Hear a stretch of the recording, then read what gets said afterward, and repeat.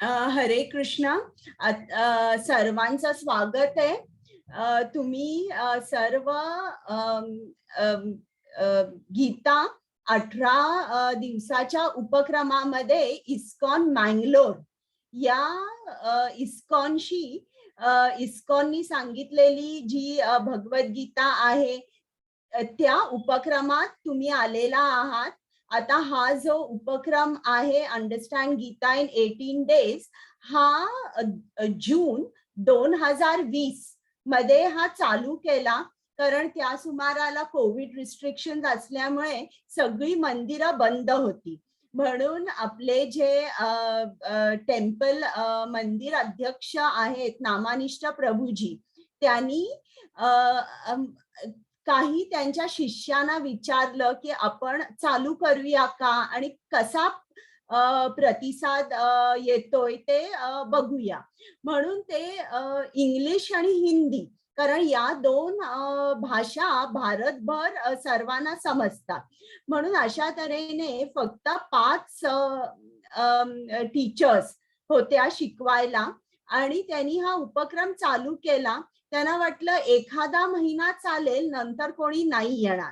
पण झालं काय की सर्वांना इतका तो आवडला की ते इंग्लिश हिंदी तर यायलाच लागले, पण इतर भाषांची सुद्धा त्यांनी डिमांड केली की आम्हाला गुजराती, मल्याळम, तामिळ, मराठी, ओडिया अशा सगळ्या ज्या लँग्वेजेस आहेत त्याच्यामध्ये तुम्ही चालू करा.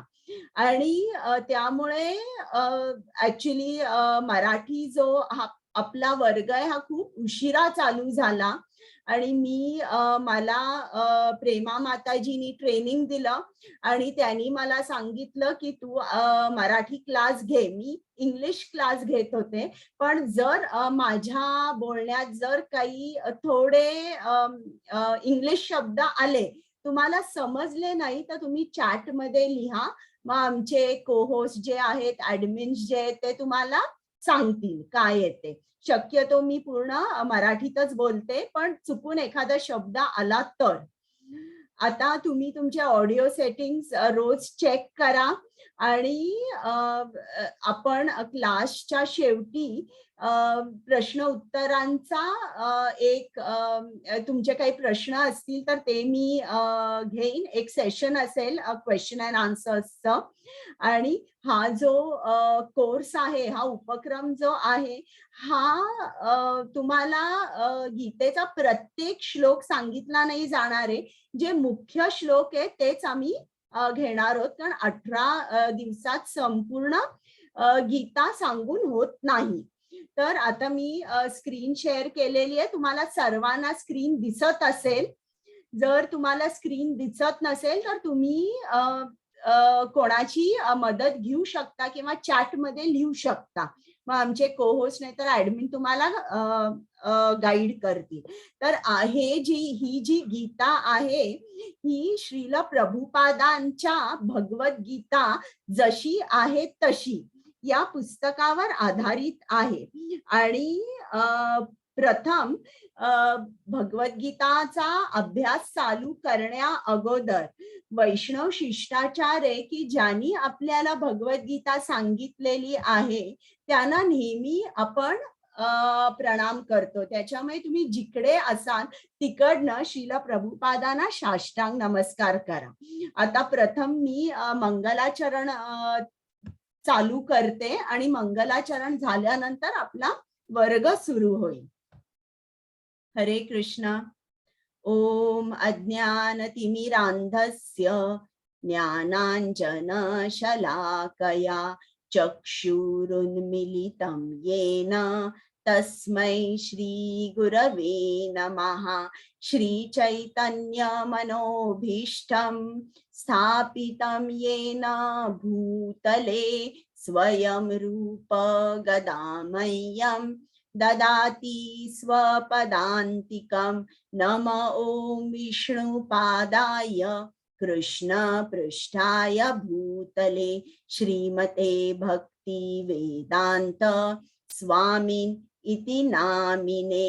नमस्ते सारस्वते देवे गौरवाणी प्रचारिणे निर्विशेष शून्यवादी पाश्चात देश तारिणे हे कृष्णा करुणा सिंधू दीनबंधू जगतपते गोपेश गोपिका कांत राधाकांत नमोस्तुते तप्त कांचन गौरांगी राधे वृंदावनेश्वरी वृषभानुसुते देवी प्रणमामि हरिप्रिये जय श्री कृष्ण चैतन्य प्रभु नित्यानंद श्री अद्वैत गदाधर श्रीवासादि गौर भक्त वृंद हरे कृष्ण कृष्ण कृष्ण हरे हरे हरे राम राम राम हरे हरे.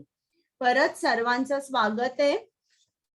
अध्याय सुरू करण्या अगोदर ज्यांच्या आनंदासाठी मी तुम्हाला भगवद्गीता सांगते आणि ज्यांच्या आनंदासाठी तुम्ही ऐकताय त्या श्री श्री राधा गोविंदांना तुम्ही जिकडनं आहात तिकडनं साष्टांग नमस्कार करा.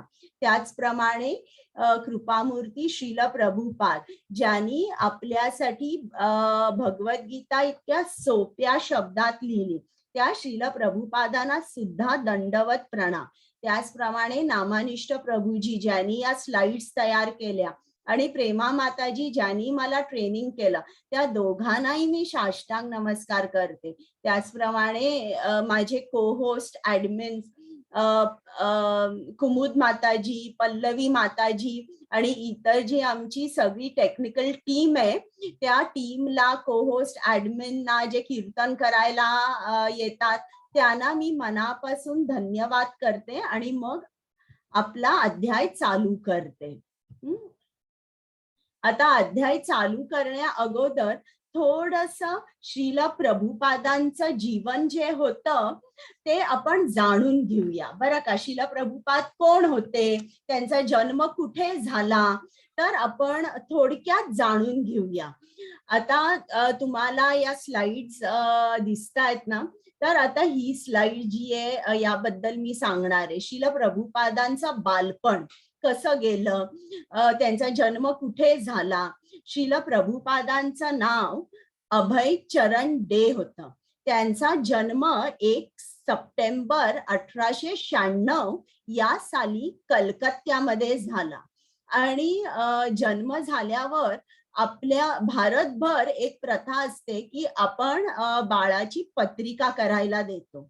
त्याचप्रमाणे त्याचे आई वडील जे होते त्यांच्या वडिलांचं नाव होतं गौर मोहन डे आणि आईचं नाव होतं रजनी देवी.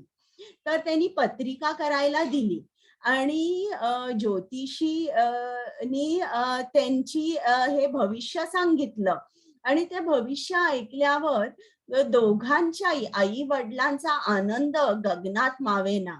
त्यांनी एक अगदी स्पेसिफिक प्रेडिक्शन केलं. त्यांनी सांगितलं की हा जो मुलगा आहे 70चा झाल्यावर हा 7 समुद्रा पलीकडे जाईल आणि भागवत धर्माचा प्रसार करेल आणि 108 कृष्णाच्या मंदिराची स्थापना करेल. तर गौरमोहन डेना खूप आनंद झाला. गौरमोहन डे हे शुद्ध वैष्णव होते आणि साधे होते, आपले खूप काही श्रीमंत नव्हते. ते कपड्याचे व्यापारी होते आणि रोज घरी आल्यानंतर ते चैतन्य चरितामृत भागवतम वाचायचे, जप करायचे, त्याच्यानंतर आरती करायचे आणि मग जेवायचे. तर श्रील प्रभुपादांवर लहानपणापासून हे संस्कार झाले. आता श्रील प्रभुपाद हळूहळू त्या घरी मोठे होत होते आणि आपल्या वडिलांकडे अगदी जवळून ते अगदी निरीक्षण करायचे. त्यांनी लिहिलंय, कधी जर माझ्या वडिलांना उशीर झाला दुकान बंद करून घरी यायला आणि मी झोपलेला असेल तर मला ते आल्यानंतर मला आवाज यायचा, ते आरती करताना घंटा वाजवताना आणि त्या आवाजाने मला जाग यायची आणि मी पूर्ण आरती ऐकायचो आणि मग परत झोपायचो. आता हे जे वडील होते ते खूप प्रेमळ होते श्रील प्रभुपादांचे. त्यांचं कपड्याचं दुकान होतं आणि तिकडे ते रोज घरी दुकान बंद करून येताना एक बोल मध्ये तांदूळ, गहू नाहीतर डाळ ठेवायचे. कारण तिकडे उंदरांचा उपद्रव होता आणि हे उंदरांना जर त्यांचं अन्न खायला नाही दिलं तर ते कपड्याची नासधूस करतील. म्हणून अगदी आवर्जून ते एका बोलमध्ये पाणी, एका बोलमध्ये धान्य असे ठेवायचे आणि घरी मग यायचे दुकान बंद करून. आणि त्यांच्या घराच्या समोरच श्री श्री राधा गोविंदाचं एक मंदिर होतं. तर श्रील प्रभुपादांनी लिहिलंय की मला चालताही येत नव्हतं, म्हणजे अगदी तान्हे असताना चालताही येत नव्हतं, तेव्हापासून माझे आई वडील मला रोज श्री श्री राधा गोविंद मंदिरामध्ये घेऊन जायचे आणि तिकडे मी अगदी जवळून बघायचो की पुजारी पूजा कसा करतोय, काय प्रसाद दाखवतोय, कसा दिवा लावतोय. तर हे सगळं हे श्रील प्रभुपाद बघत होते. त्या श्री श्री राधा गोविंद मंदिरामध्ये दरवर्षी रथयात्रा निघत होती. हे पण श्रील प्रभुपाद बघत होते. आणि जेव्हा ते 5 वर्षाचे झाले तेव्हा त्यांनी हट्ट केला आपल्या वडिलांकडे की मलाही रथ आणून द्या आणि मलाही यात्रा करायची आहे. आणि त्याचे वडील खूप प्रेमळ होते आणि त्यांना खूप मनापासून वाटायचं की माझा मुलगा खूप मोठा वैष्णव व्हावा. हा त्यांचा गोल होता. बघा आपल्याला कसं वाटतं ना, आपली मुलं खूप शिकावी, त्यांनी खूप पैसा मिळवावा आणि चांगल्या पोस्टवर त्यांना नोकरी मिळावी किंवा चांगली पोझिशन मिळावी सोसायटीमध्ये. पण हे जे गौरमोहन डे होते त्यांचा जो ध्येय होता श्रील प्रभुपादांसाठी तो खूप वेगळा होता. त्यांना असं वाटायचं हा शुद्ध वैष्णव व्हावा आणि त्यांनी भागवत धर्माचा प्रसार करावा. म्हणून त्यांनी त्याप्रमाणे श्रील प्रभुपादांचं त्यांना भक्तीची आवड निर्माण केली. त्यांच्यामध्ये कृष्णाबद्दल श्रद्धाही उत्पन्न केली. मग 5 वर्षाच्या झाल्यानंतर त्यांनी एक दिवस खूप हट्ट केला की मला रथ हवाय. मग त्यांनी म्हटलं बरं, आणि ते गल्लीमध्ये जे हातगाडीवाले असतात त्यांच्याकडून एक हातगाडी आणली. त्याला चांगला रंग वगैरे लावला आणि सजावट केली आणि त्याच्यामध्ये 3 अर्चविग्रह ठेवले. जगन्नाथ, सुभद्रा देवी आणि बलदेव. आणि प्रभुपादांनी त्यांच्या बालमित्रांना, आजूबाजूच्या मित्रांना आणि त्यांच्या आयांना बोलवलं आणि तो रथ ते गल्लीच्या टोकापर्यंत घेऊन गेले संकीर्तन करत. कोणी टाळ वाजवली, कोणी मृदुंग वाजवला. तर असं करत अगदी 8 दिवस त्यांनी ही रथयात्रा केली आणि रथ परत आल्यानंतर घरी घरातल्या बायका होत्या, त्यांनी छान प्रसाद केला आणि सर्वांनी प्रसादाचा आनंद घेतला. तर अशा तऱ्हेने ते लहानाचे मोठे होत होते. आता जेव्हा ते 26 वर्षाचे होते तेव्हा ते 1922 या साली ते त्यांच्या आध्यात्मिक गुरुंना भेटले, भक्ती सिद्धांत सरस्वती. आता त्यांना लहान असल्यापासून त्यांच्या घरी अनेक स्वामी येत असे आणि श्रील प्रभुपादांचे वडील प्रत्येक स्वामी आला की ते आवर्जून सांगायचे, स्वामी जेव्हा परत जात असे तेव्हा, की माझ्या मुलाला तुम्ही आशीर्वाद द्या. आणि तेही सांगायचे की कुठला आशीर्वाद द्या, असा आशीर्वाद द्या तुम्ही की तो मोठा वैष्णव होऊ दे. आणि मग ते स्वामी त्यांना आशीर्वाद द्यायचे, की हो तू खूप मोठा वैष्णव होणार. आणि मग जायचे. तर एक दिवस श्रील प्रभुपादांचे मित्र आले आणि त्यांना म्हणाले, की "चल, एक स्वामी आलेले आहेत कलकत्त्यामध्ये, आपण त्यांना भेटायला जाऊया." मग श्रील प्रभुपाद म्हणाले, "नको, माझ्या घरी अनेक स्वामी येतात. मला आणि कुठल्याही स्वामीला भेटायचं नाहीये." पण त्या मित्रांनी खूप आग्रह केला आणि श्रील प्रभुपाद भक्ती सिद्धांत सरस्वतींना भेटायला गेले. त्यांनी नमस्कार केला आणि बसायच्या अगोदरच त्या गुरुनी त्याला सांगितलं, "अरे, तू खूप शिकलेला मुलगा आहेस. तू भागवत धर्माचा प्रसार कर. तू आपल्याकडे आता सगळं साहित्य बेंगॉली आणि संस्कृतमध्ये आहे. हे जे साहित्य आहे, हे जर सर्वांना अ, वाचता येईल असं अशा भाषेमध्ये म्हणजे इंग्रजीमध्ये तू त्याचा अनुवाद कर आणि तू खूप शिकलेला आहेस, तुझं इंग्लिश सुद्धा चांगलं आहे." तर श्रील प्रभुपादांना जरा आश्चर्यच वाटलं, की माझी आणि या स्वामींची काहीच ओळख नाही आणि मी नुकता नमस्कार करून बसतो ना बसतो तितक्यात यांनी हे कसं काय असं मला इतकं सांगितलं. मग श्रील प्रभुपादांनी त्यांना सांगितलं, बघा ते वर्ष होतं 1922. तर त्या साली इंग्रजांची सत्ता होती आणि श्रील प्रभुपाद म्हणाले, की हे कसं काय शक्य आहे आता? तर आपल्याला अजून आपण ब्रिटिश इंग्रजी सत्तेखाली आहोत आणि तुम्ही कसं काय मला म्हणताय भागवत धर्माचा प्रसार कर? पहिलं तर आपल्याला स्वातंत्र्य मिळायला पाहिजे आणि मग काय तो मी प्रसार करू शकेन. तर त्यावर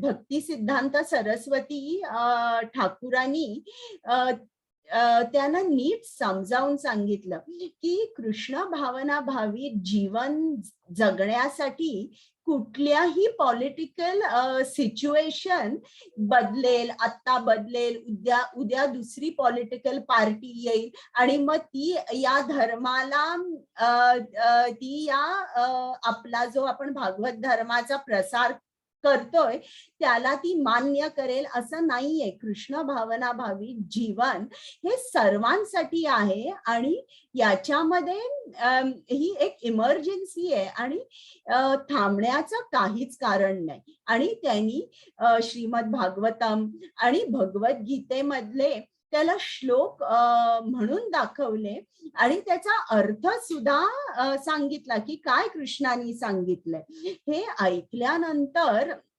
जवळ-जवळ त्या दोघांचंही 2 तास याच्यावर विवेचन झालं. पण शेवटी श्रील प्रभुपाद हे काहीच बोलू शकले नाही. तर त्यांच्या एक लक्षात आलं, की हे जे भक्ती सिद्धांत सरस्वती आहेत, हे खरंच अगदी प्रामाणिक आध्यात्मिक गुरु आहेत आणि त्यांनी मला निरुत्तर केलं. मी काहीच बोलू शकलो नाही. आणि खरं म्हटलं तर त्याच दिवशी त्यांची जणू काही दीक्षा झाली होती. परंतु त्यांनी त्यांची अ, दीक्षा 1933 साली घेतली. जवळ-जवळ 11 वर्षांनंतर त्यांनी दीक्षा घेतली. तो जो काळ होता, त्या काळामध्ये भक्ती सिद्धांत सरस्वतींनी जी पुस्तकं लिहिलेली आहेत, त्याच्याबद्दल त्यांनी जाणून घेतलं. त्यांचे काय विचार आहेत, त्यांच्या मठात जाऊ लागले आणि त्यांनी सहवास वाढवला आणि मग 11 वर्षानंतर त्यांनी अनुग्रह घेतला आणि मग यांना भक्ती सिद्धांत सरस्वती नेहमी सांगत होते, की तू प्रसार कर आणि पाश्चात्य देशात जा. आता इतक्या लांब साठी त्यांच्याकडे पैसे नव्हते. म्हणून त्यांनी विचार केला, की मी झांसी मध्ये भारतातूनच पहिला प्रसार करीन. म्हणून इकडे ही जी स्लाइड तुम्हाला दिसते ना, त्यांनी एक प्रवचन केलं झाशीमध्ये. परंतु लोक आले, त्यांचं कौतुक केलं, खूप छान. पण एका कानातून ऐकलं आणि दुसऱ्या कानातून सोडलं. म्हणजे परत त्यांनी प्रभुपादांना सांगितलं नाही की तुम्ही आणि एक प्रवचन घ्या, आम्हाला खूप आवडलं. मग श्रील प्रभुपादांनी 1959 या साली त्यांनी संन्यास घेतला. आणि मग संन्यास घेतल्यानंतर ते वृंदावनामध्ये श्री श्री राधा दामोदर या मंदिरामध्ये गेले आणि त्या मंदिरामध्ये त्यांनी लिखाण चालू केलं. श्रीमद भागवतमचा अनुवाद, अनेक उपनिषद, भगवद्गीता या सगळ्यांचा अनुवाद त्यांनी चालू केला. आणि त्यांनी एक मॅगझिन छापलं, बॅक टू गॉड हेड.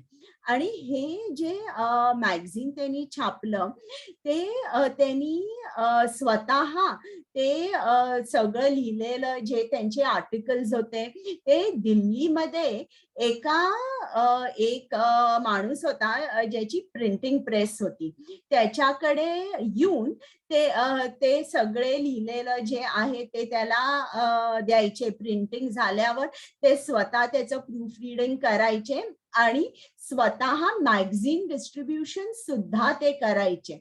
इकडे तुम्ही बघितलं एक चहाचं दुकान आहे, ती जुनी इराणी हॉटेल्स होती ना, जिकडे चहा वगैरे मिळायचा, असं दिसतंय.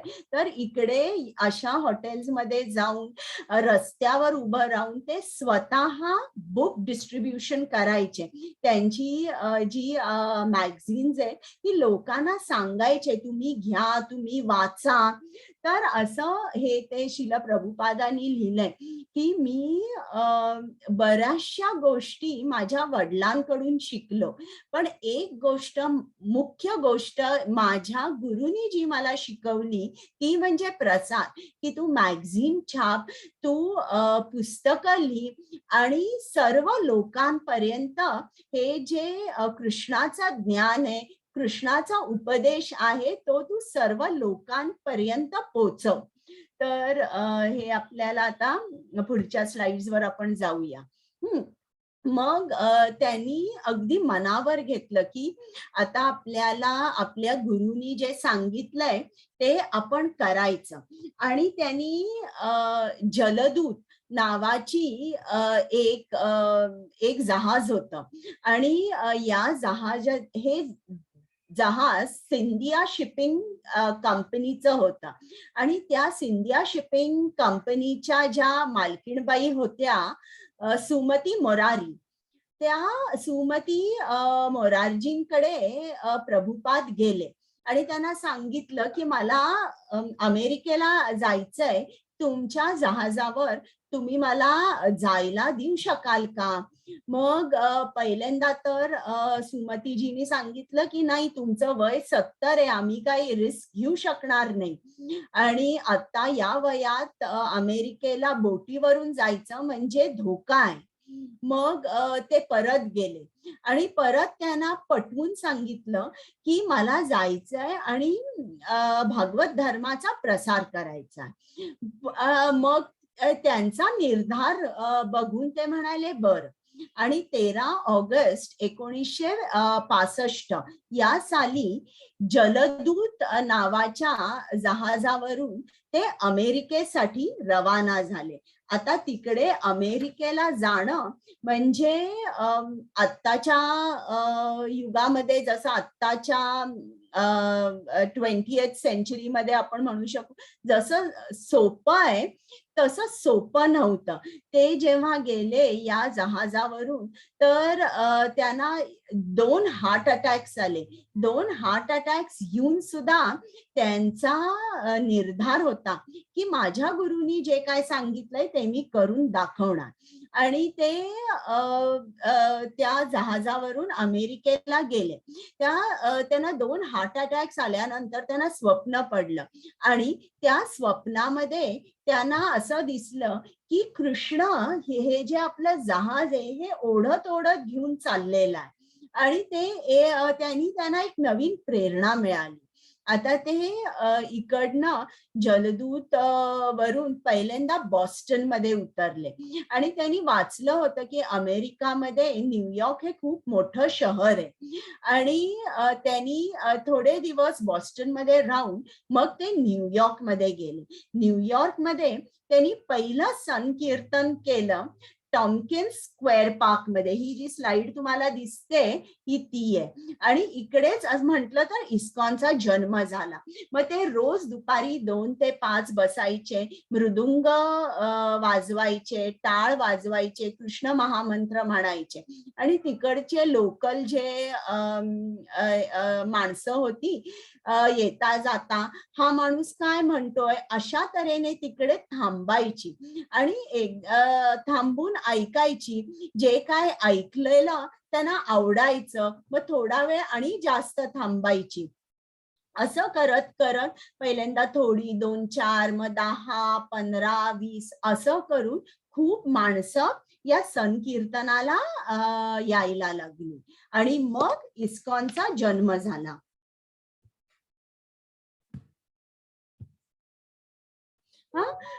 श्रील प्रभुपादांना जिकडे जातील तिकडे त्यांना खूप नेत्यांना भेटायला आवडायचं आणि त्यांना खूप वाटायचं की देशाच्या प्रत्येक नेत्याने भगवद्गीता ऐकली पाहिजे, पुस्तकं वाचली पाहिजे. का तर ते सुराज्य करू शकतील म्हणून. आता जेव्हा श्रील प्रभुपाद कॉलेजमध्ये होते ते स्कॉटिश चर्च नावाच्या मिशनरी कॉलेजमध्ये शिकत होते. त्यांनी त्यांचं ग्रॅज्युएशन इंग्लिश, इकॉनॉमिक्स आणि फिलॉसॉफी मध्ये केलं आणि जेव्हा ते कॉलेजमध्ये होते तेव्हा ते गांधीजींचे जी सगळी आर्टिकल्स न्यूजपेपरमध्ये येत असे किंवा त्यांची जी भाषणे होत असतील ती सर्व ते ऐकायचे, वाचायचे आणि त्यांना गांधीजी खूप आवडायचे. कारण गांधीजी जरी नेता होते तरी साधे होते. धोतर घालायचे, कधी स्मोकिंग ड्रिंकिंग करत नव्हते आणि मुख्य म्हणजे ते काही नॉनव्हेज खात नव्हते आणि रोज भगवद्गीता वाचत होते. तर हे श्रील प्रभुपादांना खूप आवडायचं आणि जेव्हा 1947 मध्ये भारताला स्वातंत्र्य मिळालं त्या सुमारास काय झालं इमिजिएटली पोस्ट इंडिपेंडन्स की खूप हिंदू मुसलमानांची दंगल झाली आणि खूप जण मारली गेली. तर ते श्रील प्रभुपादांनी लिहिलं की मरायच्या अगोदर एक पार्टी हिंदू होती, एक पार्टी मुस्लिम होती, पण मेल्यानंतर म्युन्सिपाल्टीची लोक जी होती ना ती प्रेत एक एक ढीक केला होता त्यांनी प्रेतांचा. तिकडे ते म्हणत नव्हते की हे प्रेत हिंदू आहे, हे प्रेत मुस्लिम आहे असं म्हणत नव्हते. आणि हे सगळं बघितल्यावर त्यांना असं वाटलं की आपल्याला भारताला स्वातंत्र्य तर मिळालेलं आहे पण किती लोक मारली गेली आहेत आणि दंगल जणू काय संपतच नव्हती. मग त्यांनी 7 डिसेंबरच्या सुमारास 7 डिसेंबर 1947 या दिवशी त्यांनी महात्मा गांधींना पत्र लिहिलं आणि त्यांनी सांगितलं मी तुमचा हितचिंतक आहे म्हणून मी तुम्हाला हे पत्र लिहितोय. तुम्ही त्वरित राजकारणातून रिटायर व्हा आणि तुम्ही भगवद्गीतेचा अभ्यास जोरात चालू करा आणि तुम्ही जर काही हे केलं नाही तर तुम्हाला निंदनीय मरण येईल. इंग्लिशमध्ये सांगते you will die and inglorious death असं श्रील प्रभुपादांनी त्यांना पत्र लिहिलं. आता तुम्हाला माहितीये पॉलिटिशियन्सना जेव्हा केव्हा आपण पत्र पाठवतो तेव्हा काही ते सगळे पत्र उघडून बघत नाही आणि तेव्हा तर श्रील प्रभुपाद अगदी साधे होते. कृष्णाचे भक्त होते, जे आता तुम्ही फोटोमध्ये बघताय ते नव्हते, ते एकदम साधे होते तेव्हा. तर त्यांचं पत्र कोणी उघडलं नाही, वाचलं नाही. मग गांधीजी गेल्यानंतर 1 महिन्यानी जेव्हा त्यांचं पत्र उघडलं गेलं, तेव्हा त्यांना समजलं की श्रील प्रभुपादांनी ही भविष्यवाणी केली होती की असं होईल म्हणून. आणि तर हे असं त्यांना खूप वाटायचं की मी सर्व जर नेत्यांना भेटलो, त्यांना भगवद्गीतेचं महत्व समजावून सांगितलं आणि ज्ञान दिलं, तर पूर्ण पृथ्वीवर सुराज्य होईल. त्यांनी जवळजवळ 70 पुस्तकांचा अनुवाद केला आणि हे त्यांचं पहिलं magazine back to Godhead. आता ही त्यांची टाइमलाईन आहे. आवाज येतोय का? आवाज येतोय? नाही येते. हो माताजी, तुमचा आवाज येतोय. बरं, 1 मिनिट. टाइमलाईनचा आवाज नाहीये माताजी. हा, याचा नाही येतोय, माताजींचा आवाज येतोय. श्रीमते भक्ति वेदांत स्वामी इति नामिने नमः विष्णुपदाय कृष्णपृष्ठाय भूतले श्रीमते भक्ति वेदांत स्वामी इति नामिने नमस्ते सरस्वते देवे गौरवाणी प्रचारिणे निर्विशेषा शून्यवादी पाश्चात्यादेशतारिणे. तर त्यांनी 12 वेळेला पृथ्वी भ्रमण केलं. आता ज्यांच्या आनंदासाठी मी तुम्हाला भगवद्गीता सांगते, ज्यांच्या आनंदासाठी तुम्ही ऐकता, त्या श्री श्री राधा गोविंदांना मी नमस्कार करते आणि मग चालू करते. तुम्ही कधीही मँगलोरला गेलात तर हे जे मंदिर आहे श्री श्री राधा गोविंद मंदिर, coconut garden road, toll gate, Qadri, Mangalore, इकडे तुम्ही जाऊन या. आणि जे मंदिर अध्यक्ष आहे नामानिष्ठ प्रभूजी, यांना जरूर भेटा.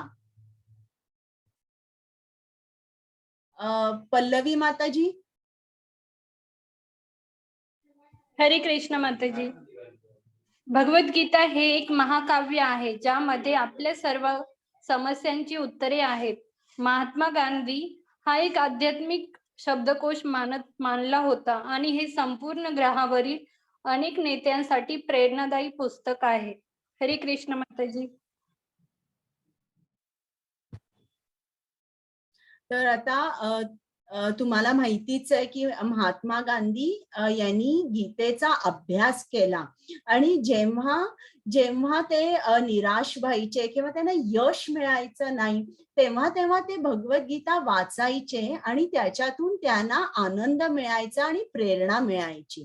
त्याचप्रमाणे अल्बर्ट आइन्स्टाईननी सुद्धा गीतेचा अभ्यास केला आणि त्यांनी सांगितलं, जेव्हा मी भगवद्गीता वाचतो आणि देवाने हे विश्व कसे निर्माण केले याचे चिंतन करतो, तेव्हा बाकी सर्व काही अनावश्यक वाटते. आता भगवद्गीता याच्या जवळजवळ 600 अनुवाद बाजारामध्ये आहेत.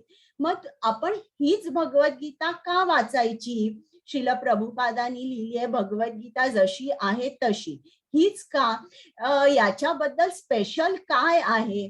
तर आता बघा, जेव्हा आपण फोन चार्जिंगला ठेवतो आणि जर केबल तुटली असेल तर तो चार्ज फोन पर्यंत पोहोचत नाही आणि आपला फोन चार्ज होत नाही.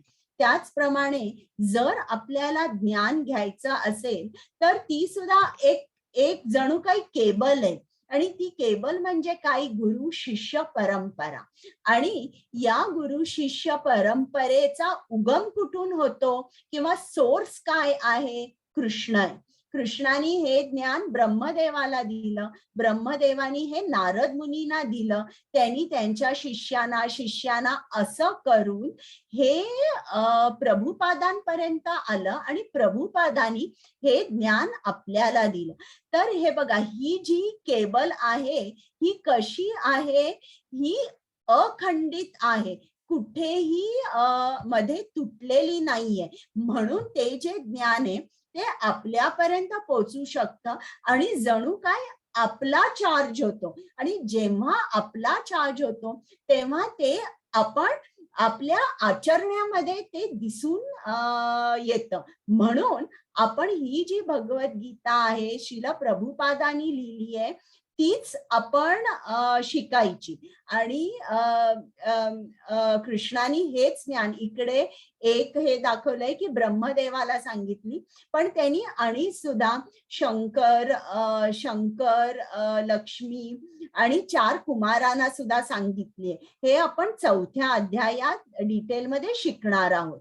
पण जर हे ज्ञान परंपरेत आलं नाही किंवा समजा जर हे इकडे कुठेही एक खंड असेल किंवा एक ब्रेक असेल तर ते जे ज्ञान जसं आहे तसं आपल्यापर्यंत पोचत नाही. आणि ते ज्ञान आपल्यापर्यंत जसं आहे तसं पोचलं नाही तर त्याचा आनंदही मिळत नाही आणि त्याचा उपयोग सुद्धा आपण करू शकत नाही.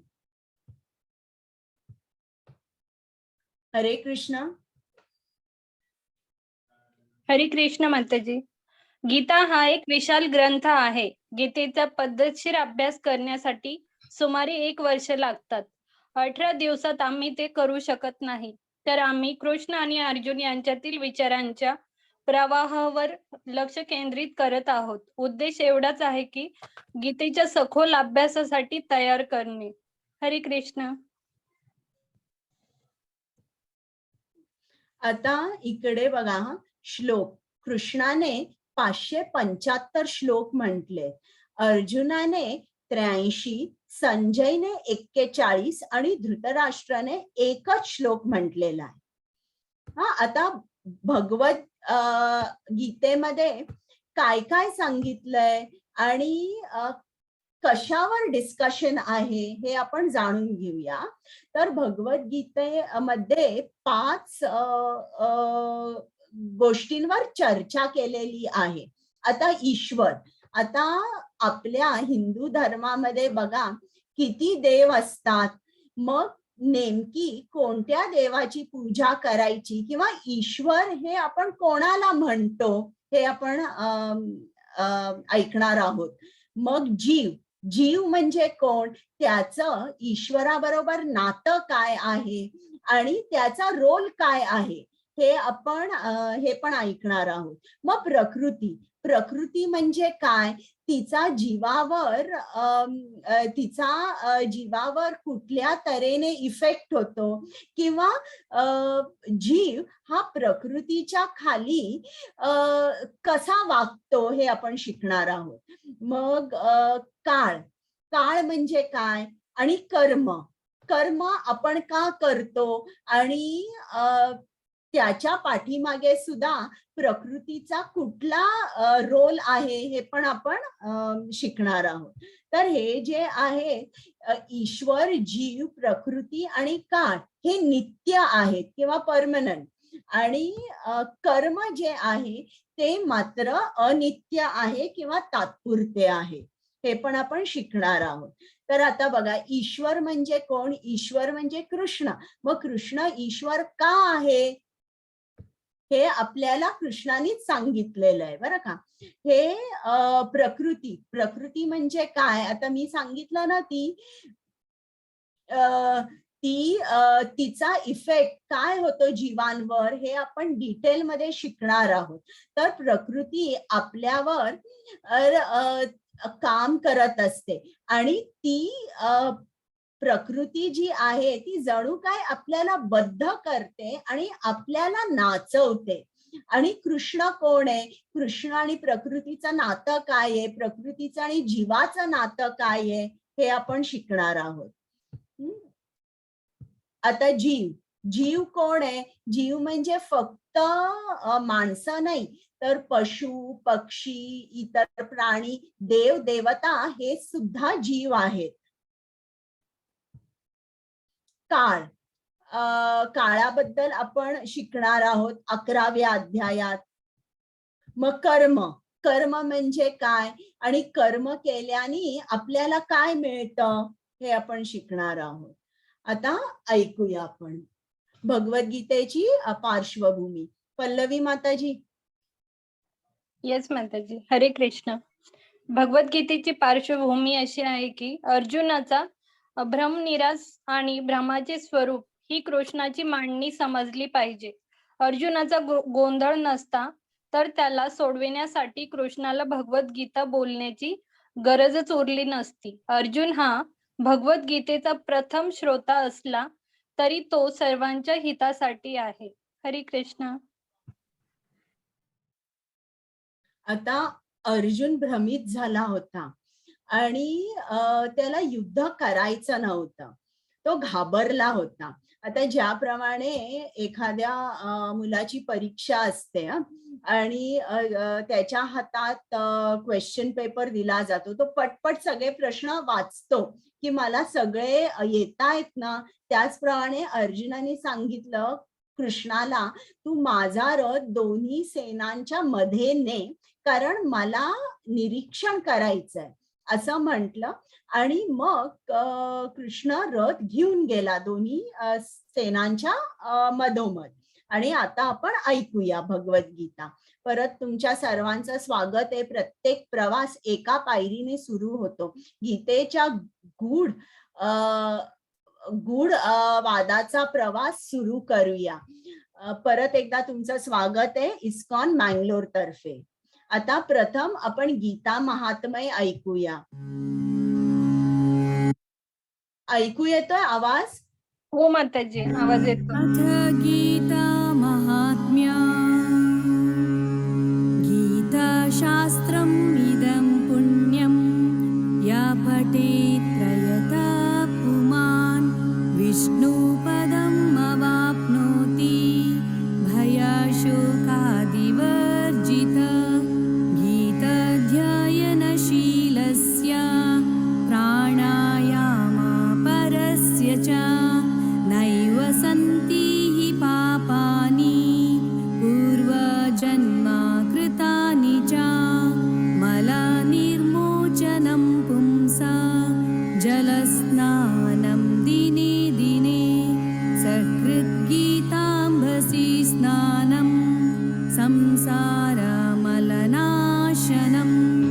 गीतसुगीतकर्तव्या किं मन्ये शास्त्रविस्तरे या स्वयं पद्मनाभस्य मुखपद्मादिनिःसृता भारतामृता सर्वस्वं विष्णोर्वक्त्रद्विनिःसृतं गीता गङ्गोदकं पीत्वा पुनर्जन्म न विद्यते सर्वोपनिषदो गावो दुग्धा गोपालनन्दना पार्थो वत्स सुधीर्भोक्ता दुग्धं गीतामृतं महात् एकं शास्त्रं देवकीपुत्रगीतम् एको देवो देवकीपुत्र एव एको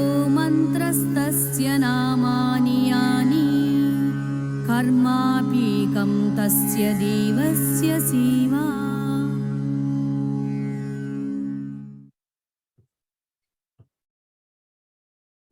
हे गीता महात्म्य झालं. त्यातला एक श्लोक आपण घेऊया महत्वाचा, त्याचा अर्थ बघूया. आता उपनिषद खूप आहेत. आता मुख्य बघितली तर 108 आहेत उपनिषद. तर आता या सर्व उपनिषदांची तुलना एका गायी बरोबर केलेली आहे. दोहन करणारा श्रीकृष्ण आहे. गायीचं वासरू आहे तो म्हणजे अर्जुन आहे. आणि गायीचं दूध जे आहे ते गीतामृत आहे. आणि हे जे गीता अमृताचे पान जे करणारे आहेत ते कोण आहेत? ते कृष्णाचे भक्त आहेत.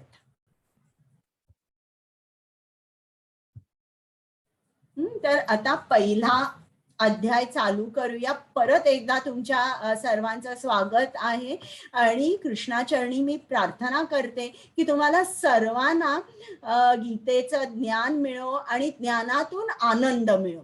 तर आता आपण पहिला अध्याय अर्जुन विषाद योग. आता विषाद म्हणजे काय? दुःख. बघा हा, जेव्हा आपल्याला कधी संकट आपल्यावर कोसळतं किंवा एकदा खूप दुःख होतं तर आपण जणू काही दुःखाबरोबर एकरूप होऊन जातो. हा, तर इकडे सुद्धा अर्जुनाचं तसंच झालंय, म्हणून याला योग म्हटलंय. तो अक्षरशः दुःखाच्या महासागरात बुडालेला आहे किंवा दुःखाबरोबर एकरूप झालेला आहे. आणि आता तो काय सांगतोय आपण ऐकूया.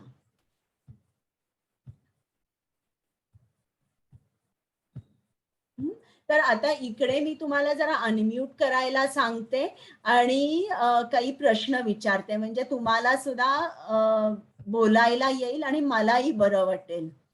आता इकडे या ही जी स्लाइड आहे ना, हा कोण आहे? मला कोण सांगू शकतं का? तुम्ही हँड रेज करा.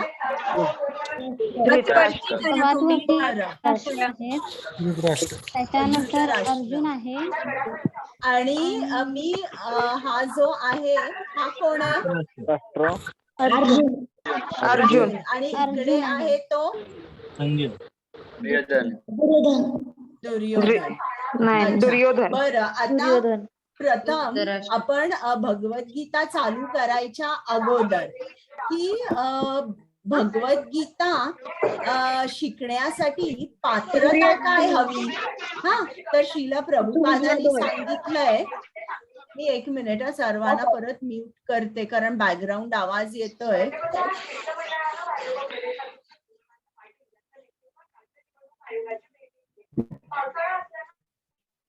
हा, तर श्रील प्रभुपादांनी लिहिलंय की एकच क्रायटेरिया आहे किंवा पात्रता काय आहे की जो जीव जन्म मृत्यू या चक्रात सापडलेला आहे, मग तो कोणीही असू दे, हिंदू, मुस्लिम, ख्रिश्चन, कोणीही असू दे, या कुठल्याही जीवासाठी हे भगवद्गीतेचं ज्ञान आहे. हे कुठल्याही एका धर्मासाठी नाहीये, याच्यावर रिस्ट्रिक्शन नाहीये. पात्रता एकच, जो जन्म मृत्यू या चक्रामध्ये अडकलेला आहे. तर श्रील प्रभुपाद सांगतात कृष्ण हा सूर्यासारखा आहे. आणि आपण कधीही सूर्याला म्हणू शकतो का सूर्य हिंदू आहे, मुस्लिम आहे? नाही, आपण म्हणू शकत नाही.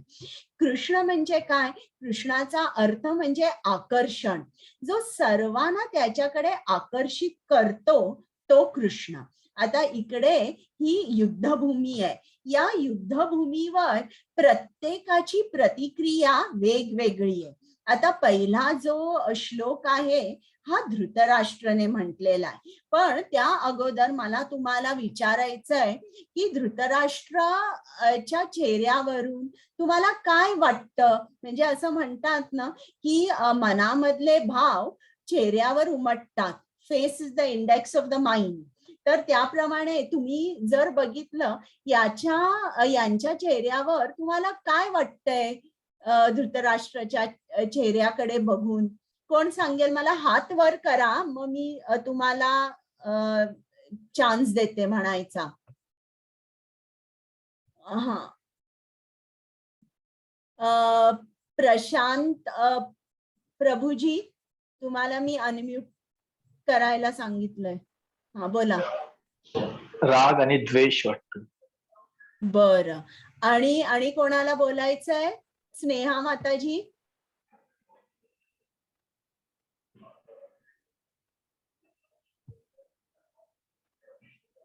बरं, सागर Prabhuji. Ma'am, maybe he is anxious and he want to know what is happening on Yes. the run field. Yes. हो, बरोबर. भाग्यश्री माताजी. भीती. भीती. भीती आणि काळजी. भीती आणि काळजी. बरं, आणि इतरांनी पण हात वर ठेवा आणि तुमची नावं लिहा. सॅमसंग कोण आहे आता मला तुम्ही सांगा. मी आहे माताजी. त्यांच्या मनात काहीतरी काहूर माजलेलं आहे आणि धूर्त मन आहे त्यांचं, धृतराष्ट्रांचं. आणि ते अनकॉन्शियस माइंड मध्ये आहेत तिथे त्या फोटो. ठीक आहे. आता मला एंजल माताजी तुम्ही सांगा की हे इकडे अर्जुनाकडे बघून काय वाटतंय तुम्हाला? अर्जुन ऍक्च्युली काळजीत आहे, कारण अर्जुनाच्या समोर म्हणजे त्याला ज्यांच्यासोबत युद्ध करायचंय ती त्याची फॅमिली मेंबर्स आहेत. म्हणजे त्याच्यामध्ये द्रोणाचार्य आहेत, भीष्म आहेत, त्याचे चुलत भाऊ आहेत, असे बरेच लोक आहेत. आणि आता त्याला भीती वाटते की मी माझ्याच लोकांना कसा मारू. बरोबर. आणि निखिल प्रभूजी तुम्हाला काय ऍड करायचंय?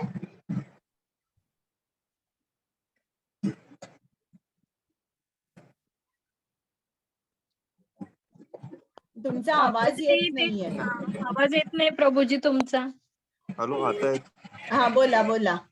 आपल्या भावंडांना कसं मारायचं, या आपल्या भावंडांना मारल्यावर आपला पाप लागेल ही फक्त त्याच्या मनामध्ये भीती आहे. बरोबर.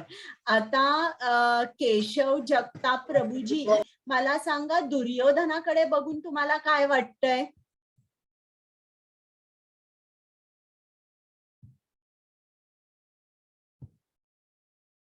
बरं, सुप्रिया माताजी.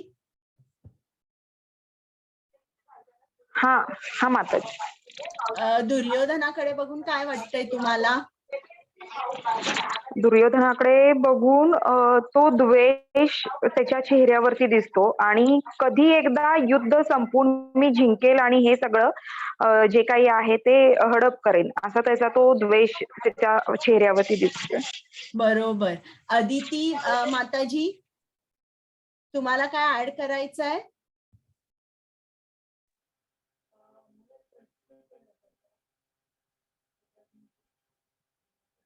बरं, चालेल. तर आपण इतरांनी ज्यांनी उत्तर दिली आहेत त्यांनी हात खाली करा आणि ज्यांना उत्तर नाही दिली आहेत त्यांना मी आणि प्रश्न विचारणार आहे, बरं का. तर आता आपण पुढची स्लाइड बघूया. तुमची सर्वांची उत्तरं बरोबर होती. हा, आता पहिला श्लोक कुमुद माताजी. हरे कृष्णा. हरे कृष्णा. धृतराष्ट्र उवाच धर्मक्षेत्रे कुरुक्षेत्रे समवेताय युत्सवः मामका पांडवाश्चैव किम अकुर्वत संजय. हरे कृष्णा. हरे कृष्णा. धृतराष्ट्र म्हणाला, हे संजया, कुरुक्षेत्र या पवित्र धर्मक्षेत्रावर एकत्रित आलेल्या युद्धाची इच्छा करणाऱ्या माझ्या आणि पांडूच्या पुत्रांनी काय केले? हरे कृष्णा. आता बघा, इकडे धृतराष्ट्रांनी प्रश्न विचारलेला आहे. काय प्रश्न विचारलाय त्यांनी? की माझे पुत्र आणि पांडूचे पुत्र हे आता काय करतायत? आता युद्धभूमीवर आहे, त्याला माहिती आहे ना युद्ध होणार आहे, मग तो असा का प्रश्न विचारतोय? तर हे जे कुरुक्षेत्र होतं जिकडे युद्ध झालं ते धर्मक्षेत्र होतं, बरं का. ते या कुरुक्षेत्रावर लाखो वर्ष अनेक साधू पुरुषांनी, संतांनी, योग्यांनी खूप ध्यान केलं होतं, होम हवन जप केला होता आणि त्याच्यामुळे ते जे क्षेत्र होतं ते पावन झालं होतं आणि त्यामुळे त्याला धर्मक्षेत्र असंही नाव पडलं होतं. तर धृतराष्ट्राला असं वाटलं की हे जे धर्मक्षेत्र आहे हे जे धर्माच्या बाजूनी उभे आहेत, म्हणजे जे पांडव पुत्र आहेत यांच्यासाठी हे फायद्याचं ठरेल का? म्हणजे हे पांडुपुत्र जिंकतील का? किंवा हे जे धर्मक्षेत्र आहे इतकं पावन आहे, मग या क्षेत्रावर पांडव युद्ध करू शकतील का? कदाचित ते करू शकणार नाहीत आणि ते परत जातील आणि दुर्योधनाला किंवा सर्व जे माझे पुत्र आहेत त्यांना हे राज्य मिळेल.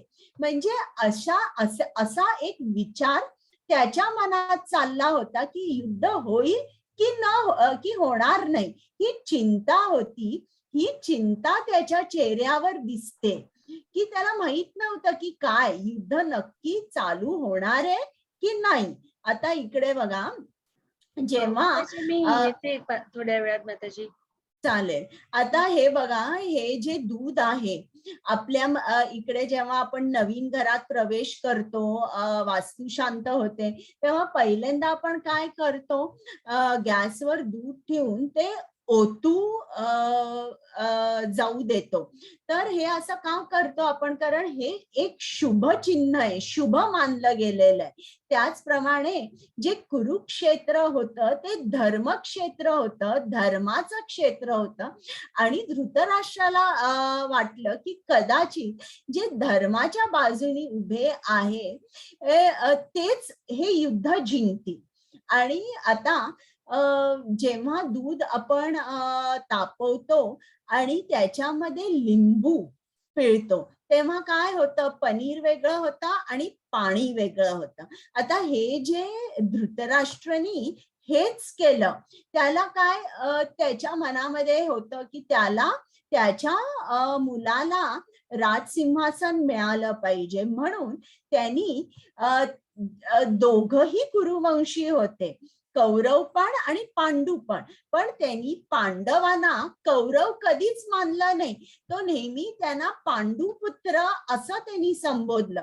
म्हणजे खरं टेक्निकली जेव्हा पांडू गेला तेव्हा धृतराष्ट्राचा तो हक्क होता की आता पांडू नाहीये, आता ही जी मुलं आहेत ही सुद्धा माझ्या मुलाप्रमाणेच मी त्यांना वाढवेन. पण त्यांनी तसं न करता त्यांनी काय केलं, त्या दोन्ही मुलांमध्ये एक विभागणी केली. हे माझे पुत्र, हे पांडूचे पुत्र.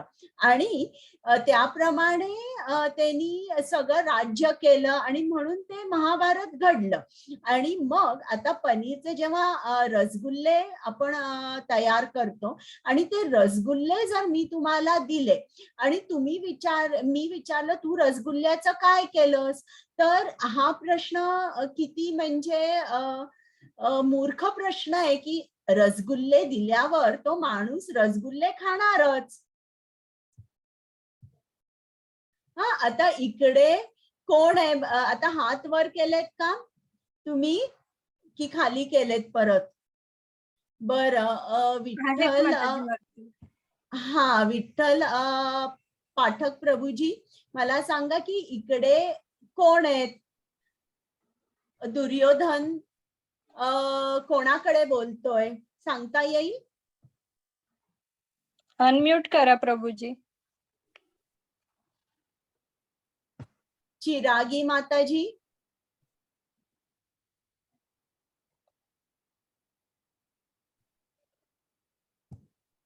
तुकाराम प्रभूजी, तुम्हाला अनम्यूट नाही करता येत का? येस माताजी, मी ऑप्शन देते त्यांना अनम्यूट व्हायचं. हे कोण आहे? हे कोण आहेत? बरं, अर्जुनांचे मामा आहे वाटतं. बरं, अमोल प्रभूजी. शकुनी मामा मॅडम. ओके, 1+.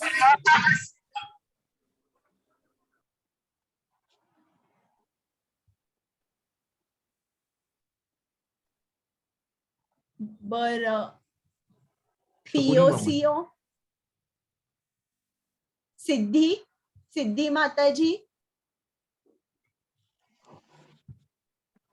अनम्यूट करा माताजी तुम्ही. सिद्धी माताजी अनम्यूट करा. राहुल प्रभूजी तुम्हाला सांगायचंय का? हा द्रोणाचार्य आहेत मॅम ते. येस करेक्ट, द्रोणाचार्य आहेत. हा तर आता बघा हा जो दुर्योधन आहे हा काय म्हणतो, हे आचार्य तुमचा बुद्धिमान शिष्य द्रुपद पुत्र याने कौशल्याने रचलेली ही विशाल पांडवसेना पहा. म्हणजे तो घाबरलेला आहे आणि राग पण आलेला आहे दुर्योधनाला की या पांडवांनी इतकी सुंदर रचना कशी काय केली. आणि मग तो चिडून येतो आणि डोळे अगदी वटारून आपल्या गुरूंकडे बोलतो. तर इकडे बघा दोघा भावांमध्ये किती फरक आहे. हा दुर्योधन आहे आणि तो किती रागारागाने येऊन आपल्या गुरूंकडे बोलतोय आणि त्याला काय सांगतो, तुमचा बुद्धिमान शिष्य द्रुपद पुत्राचं नाव आहे दृष्टद्युम्न.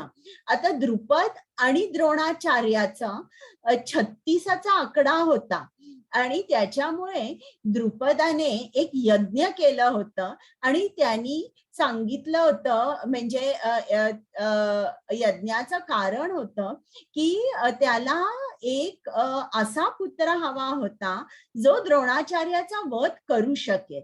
मग यज्ञ झाल्यावर त्याला यज्ञ पुरुषाने वर दिला आणि त्याप्रमाणे त्याला पुत्र झाला दृष्टद्युम्न आणि एक पुत्री जिचं नाव द्रौपदी. तर हा जो पुत्र होता द्रुपद पुत्र हा द्रोणाचार्याकडे शिकण्यासाठी आला. तर जेव्हा द्रोणाचार्याला हे माहित होतं की असं असं द्रुपदाने यज्ञ केलं आणि त्याच्यापासून हा पुत्र मिळाला त्याला, तरीही द्रोणाचार्य ब्राह्मण असल्यामुळे ब्राह्मण कधीच कोणाला नाही म्हणू शकत नाही. जेव्हा एखादा माणूस एखाद्या ब्राह्मणाकडे विद्या घ्यायला जातो तेव्हा ब्राह्मण नाही म्हणत नाही.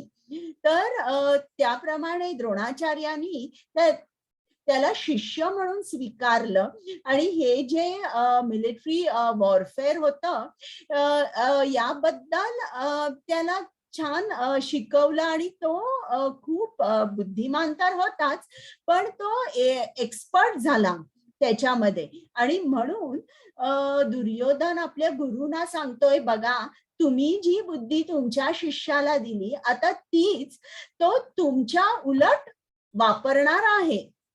आणि हेच अर्जुनाने युद्धा अगोदर काय केलं, 5 बाण त्यांनी पहिल्यांदा आपल्या गुरु चरणी मारले, म्हणजे चरणांवर नाही गुरु चरणाजवळ.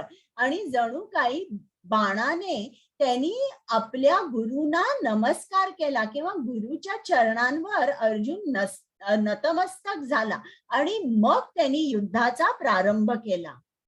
आता आपलं आणि एक 5-10 मिनिटच आहे. हे तुम्ही बघितलं चित्र दुर्योधनाचं, कसा तो रागावलेला आहे. हरे कृष्ण. हरे कृष्ण माताजी. हे आचार्य. ओके नेक्स्ट श्लोक. हा अच्छा कुमुद माताजी नाही आहेत ना, मी वाचते. सघोषोधार्थ राष्ट्राणां हृदयानि व्यदारयत् नभश्च पृथिवीं चैव तुमुलो अभ्युन्नादयन्. हरे कृष्ण. हा विविध प्रकारचा शंख निनाद वाढतच गेला.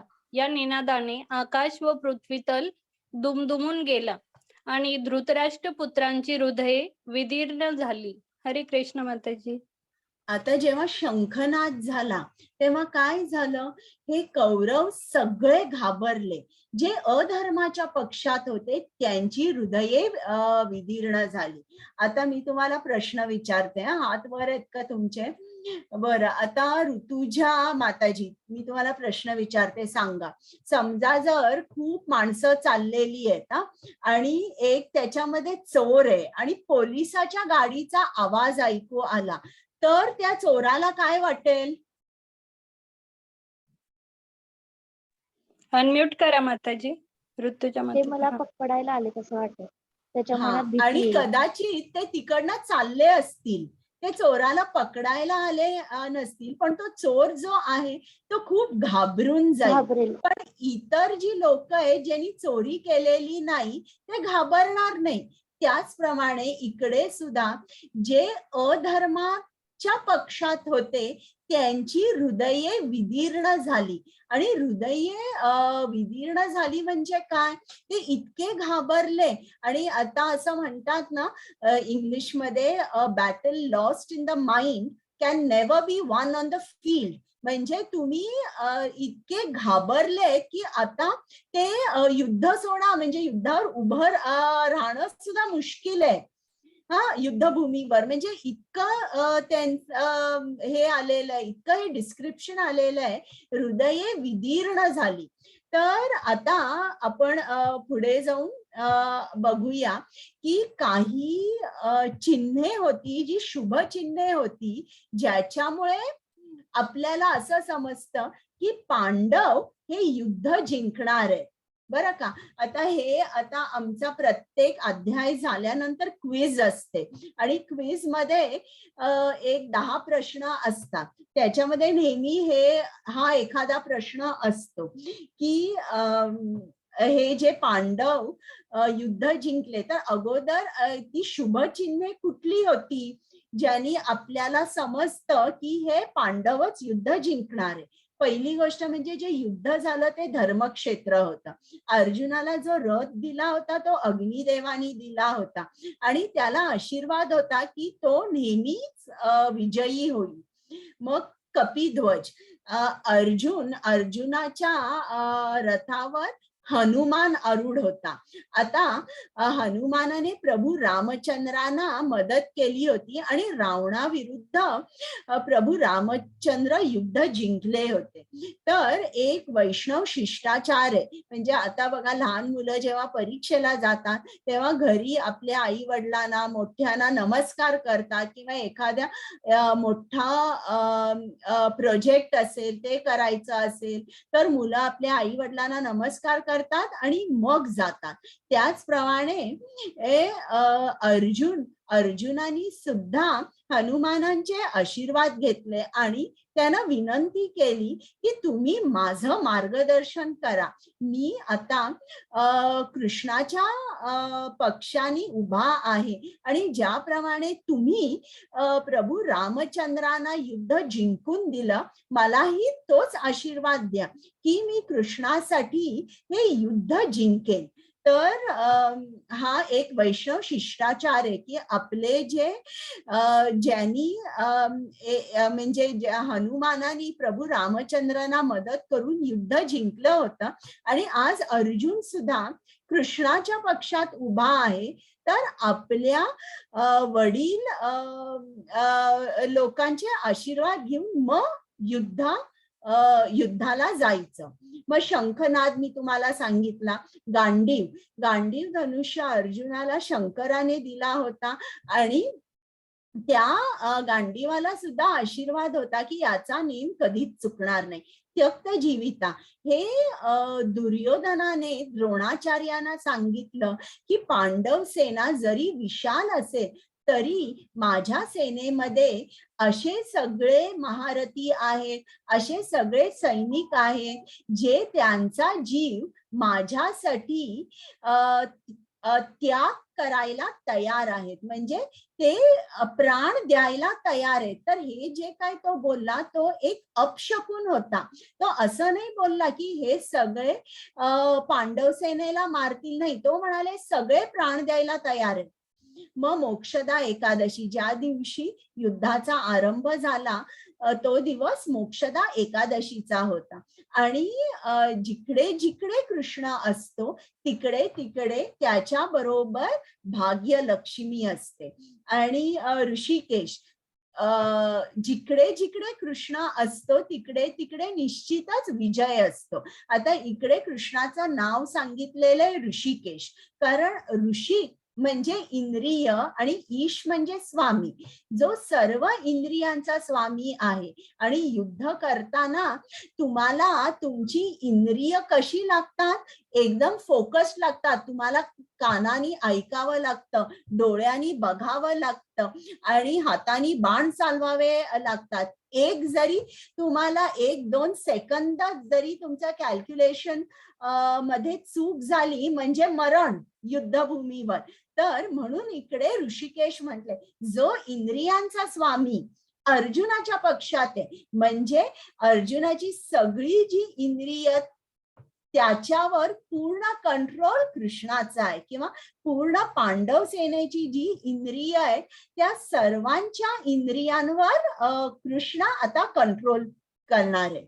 तर आपण आता ही बघितली हे शुभ चिन्हे बघितली ज्याच्यामुळे पांडवांचा विजय निश्चित होता.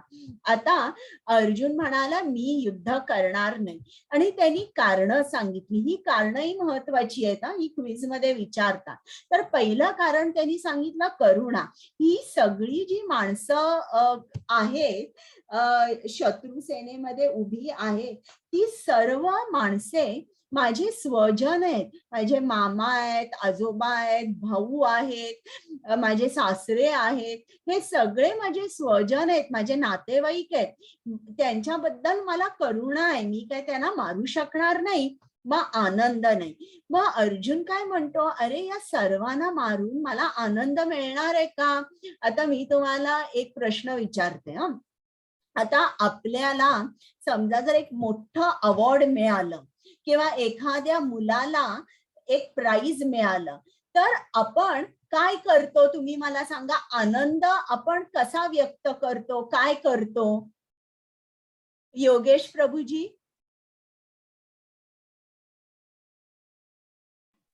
अनम्यूट करा प्रभूजी.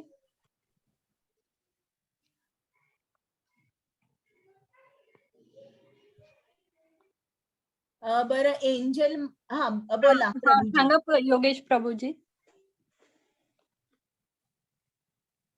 आवाज येत नाही प्रभूजी तुमचा. बरं एंजल माताजी. अनम्यूट करा एंजल माताजी. सदानंद प्रभूजी.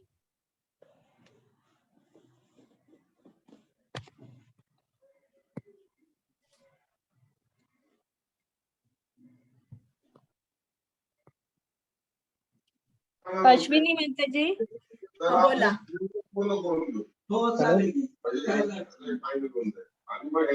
बरं पंकज प्रभूजी. आपण सगळ्यांबरोबर तो आनंद बरोबर सांगितलं. म्हणजे आपण आपल्यामध्ये असतं सेलिब्रेशन. काही झालं लहान मुलांपासून बघा, त्यांना चांगले मार्क मिळाले, काही प्राइज मिळालं, ते म्हणतात आई मला माझ्या मित्रांना कॅन्टीन मध्ये ट्रीट द्यायची आहे. किंवा हे जे असतं ना एक सेलिब्रेशन, आपण आपल्या मित्रांबरोबर, नातेवाईकांबरोबर, आई वडिलांबरोबर सेलिब्रेट करतो. तर अर्जुनाचा प्रश्न आहे, मी युद्ध जरी जिंकलो तरी काय आनंद आहे, मी कोणाला सांगू? माझे गुरु सुद्धा नसतील, माझं वैभव बघायला माझे कोणीही नातेवाईक नसतील, मग काय उपयोग आहे युद्ध करून किंवा युद्ध जिंकून? मग तिसरं कारण तो सांगतो पाप, की हे सर्वजण गुरु आहेत, माझे भाऊ आहेत, यांना मारणं, माझे आजोबा आहेत, यांना मारणं म्हणजे पाप आहे. मोठ्या माणसांकडे आतापर्यंत मी उलट सुद्धा बोललेलो नाहीये आणि आता हे युद्ध करून मी त्यांना मारणार आहे? नाही कृष्णा, मी हे युद्ध करणार नाही, हे खूप मोठं पाप आहे. मग कौटुंबिक परंपरा, अर्जुन म्हणतो की मी या सर्वांना जर मारलं तर घरी कुठलाही कर्ता पुरुष उरणार नाही. अशा वेळेला इतर जी माणसे आहेत ती स्त्रियांचा फायदा घेतील आणि ज्याच्यामुळे अवांछित लोकसंख्या वाढेल आणि त्याच्यामुळे अधर्म पसरेल. आणि तो म्हणाला की जेव्हा कर्ता पुरुष घरचा जातो तेव्हा घरच्या रूढी परंपरा हे लहान मुलांना कोण शिकवणार? त्याशिवाय श्राद्ध आपण करतो, पितरांना अन्न ठेवतो, हे सगळं कोण करणार? हे कौटुंबिक परंपरा नष्ट होतील, म्हणून कृष्णा मी काही युद्ध करणार नाही. आणि मग शेवटी अर्जुन म्हणतो, या चारी कारणांमुळे मी असमंजस झालोय, मला काय ते नीट काय करावं हे सुचत नाहीये, काय चूक काय बरोबर हे सुचत नाहीये, म्हणून मी हे युद्ध करणार नाही. तर आता असा अर्जुन ही 5 कारणं सांगतो. आणि तो त्याचा जो गांडीव धनुष्य आहे तो त्याच्या हातातून खाली पडतो आणि तो रथावर बसतो. आणि बघा, आपल्याला ही सगळी कारणं बरोबर वाटताय, पण उद्या कृष्ण प्रत्येक कारणावर त्याला उत्तर देणार आहे आणि सांगणार आहे की तू कसा चुकीचा विचार करतो. आणि बघा, आपण पण आपल्याला कृष्णाकडे जायचंय, पण आपल्याला सुद्धा काही गोष्टी आड येतात, त्या याच आहेत का? आपण म्हणतो का की कृष्ण म्हणजेच एकसारखा जप करणे म्हणजे खरोखर काय आनंदच नाहीये, आणि आपल्याला कुठे हॉटेलमध्ये जाता येत नाही, सिनेमा बघायला येत नाही, सारखं एकसारखं जपमाळ काय घेऊन बसायचं? की आपल्याला असं वाटतं का, किंवा आपल्याला असं वाटतं का की हो बाबा हे पाप आहे, हे आपण एकसारखं जपमाळ घ्यायची, बसायचं आणि आपण इतर सर्वांकडे दुर्लक्ष करायचं? किंवा आपल्याला असं वाटतं का कौटुंबिक परंपरा नाही, आमच्या कुटुंबामध्ये आम्ही कोणी काही कृष्णाचं करत नाही, आता मी कुठून चालू करू?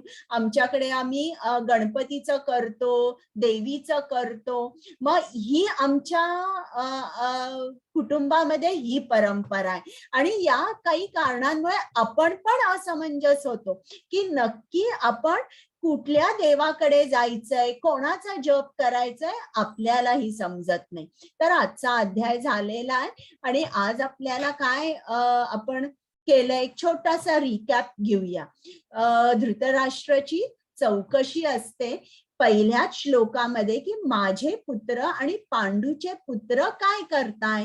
मग दुर्योधन जेव्हा पांडव सेना बघतो, त्यांची व्यूहरचना बघतो, तेव्हा तो घाबरतो आणि तो ताव्याने आपल्या गुरूंकडे जातो आणि त्याला सांगतो, बघा ही तुम्ही जे